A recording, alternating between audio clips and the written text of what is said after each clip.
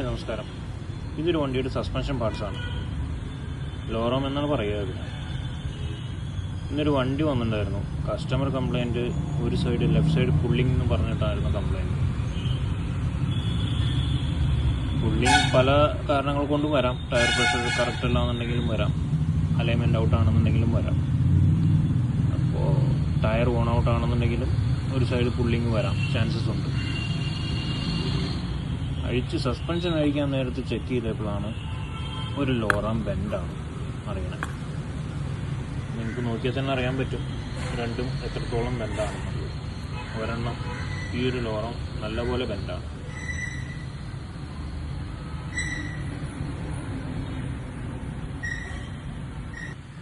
ഇത് മെയിനായിട്ട് ഉണ്ടാവാൻ ചാൻസ് ടയർ ഏതെങ്കിലും സൈഡിൽ ചെന്ന് ഇടിക്കുകയോ അല്ലെങ്കിൽ കുഴിയെ ചാടുകയോ അങ്ങനെയൊക്കെ വരാൻ ചാൻസസ് ഉണ്ട്. ഇപ്പോൾ നമ്മുടെ റോഡുകളുടെ അവസ്ഥയും അതേമാതിരിയാണ്. അപ്പോൾ മാക്സിമം എല്ലാവരും അലൈൻമെൻറ്റും കാര്യങ്ങളെല്ലാം ഒരു 3000 ചെക്ക് ചെയ്യാൻ ശ്രമിക്കുക.